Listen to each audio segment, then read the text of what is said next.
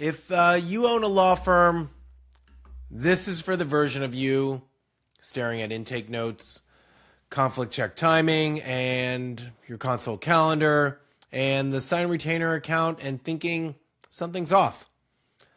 Law firm owners usually do not need more noise. They do need to understand why intake activity is not turning into sign retainer reality. Here's the concrete moment I see time and time again talking to attorneys.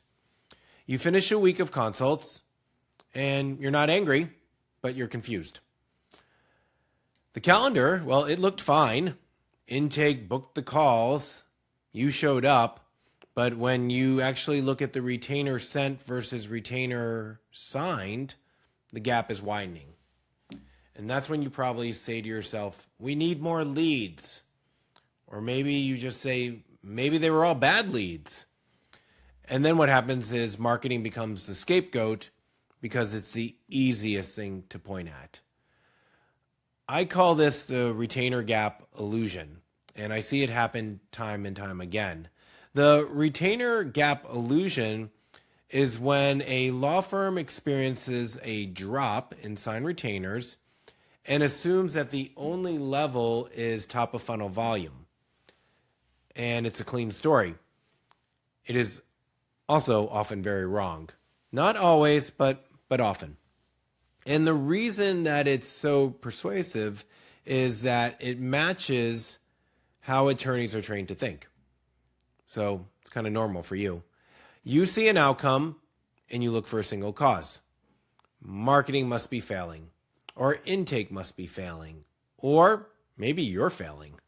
In reality, the sign retainer account is the end of a chain, and the chain breaks in quiet places that do not show up in a marketing report. That's an important part to know, because the first friction point is definitional. You're going to see this inside your firm as a consult when it's treated like a unit of production. Book it, run it, move on. But a consult is not a product. It's a decision event. And if the consult is not designed and managed like a decision event, you're going to have a full consult calendar and still have a very, very thin signed retainer account. Because the second friction point is operational timing. In a lot of law firms, conflict checks are treated as an administrative step that happens whenever it happens. But from a potential new client's perspective, conflict checks feel like silence.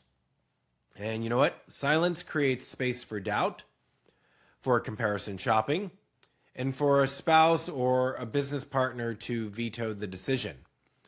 So if your conflict check process regularly pushes the retainer out by a day or two, you are not just delaying paperwork. You are 100% increasing the probability of a stall or just not signing a new client. The third friction point is follow-up speed and ownership. Many law firms believe they follow up if you ask them. What they actually do is send a retainer and wait. Or they send a retainer and let the intake team do a generic check-in. Or maybe you just assume intake is following up and intake assumes that you're following up. So the retainer gap illusion thrives when there isn't clarity, because everyone can claim that the steps happened, but no one can say who owns the conversion moment. Nobody's taking responsibility. And then there's always case fit, not in the abstract, but in a way that it shows up in real intake triage. If your intake team is rewarded for booking consults, they're going to book consults. And if you're busy, you're going to run out of consults opportunities quickly. And if no one is held to a shared definition of a qualified consult, what happens is you're just going to accumulate bad fit lead volume that looks like demand, but behaves like friction. Yeah, you are going to feel busy, but the sign retainer account doesn't reflect all that effort, that busyness. So let me make this a little bit more pointed for you. A lot of law firms are not losing because they're being outmarketed. They're losing because they're running an inconsistent decision system right in their very own firm. And that's the hidden layer that operates under the retainer gap illusion. The market's not simply choosing someone else. The market is often failing to choose at all because the firm is not guiding the decision in a consistent way across attorneys, across practice areas, and across intake staff. You can kind of see this in small little places within your operation, and that's where you start looking.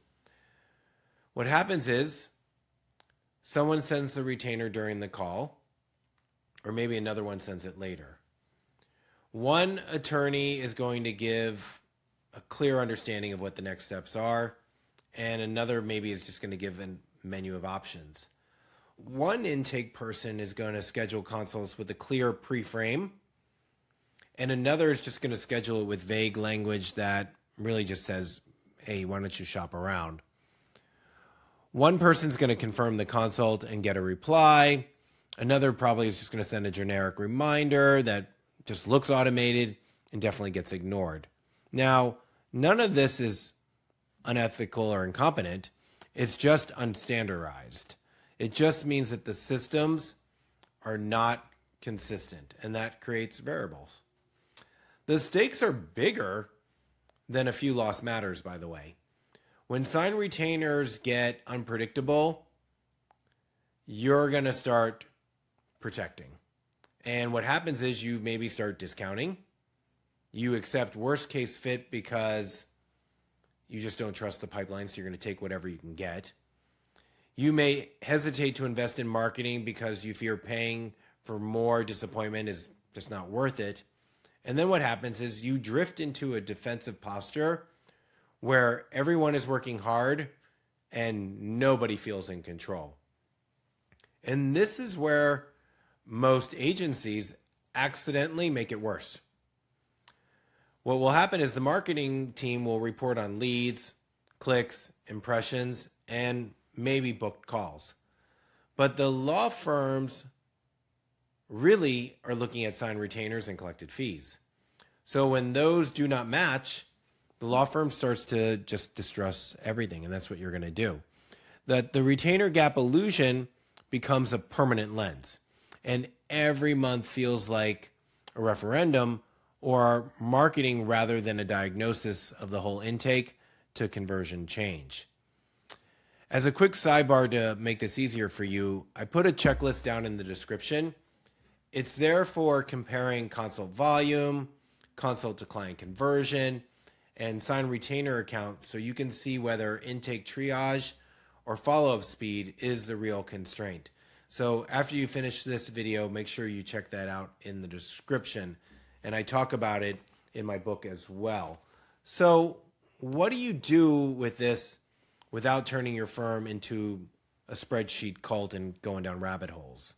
Well, start by refusing to argue about marketing quality until you can answer a few decision questions in plain language. We're going to make this so simple. So first, do you know your consult to client conversion rate by practice area? And if you got multiple attorneys, do you know it by attorneys? Using sign retainer account as the denominator that you care about, you'll figure out the answer. And this isn't vanity conversions. It's not consults completed, but actual sign retainers. And if one attorney converts at half the rate of another with similar case types, this is not a character judgment. It's a signal that the decision event is being handled differently by two different attorneys, and you got to shore that up. Second, very simple question is, do you know your retainer sent versus retainer signed gap and the typical time it takes for someone to sign? Because the time to sign matters because it tells you whether you're losing people to delay, confusion, or maybe they just have second thoughts. So if the time to sign is long and inconsistent, that means the law firm is not controlling the decision window, and you need to get on that right away. The third simple thing to ask yourself is, do you know your bad fit lead volume percentage? Defined by your own case fit rules, not by your marketing vendor's definition of qualified. Because if you can't state your case fit in a sentence and train intake around it, you will keep buying activity that your experience is just going to feel like it's wasted time. And the fourth question is, do you know whether conflict checks are acting like a break? The operational detail here is simple. If conflict checks routinely delay sending the retainer or delay confirming representation, all you're doing is injecting uncertainty at the exact moment the prospect needs clarity. It's the worst place that you can be. So now notice in all of these things that we've talked about, what I didn't do.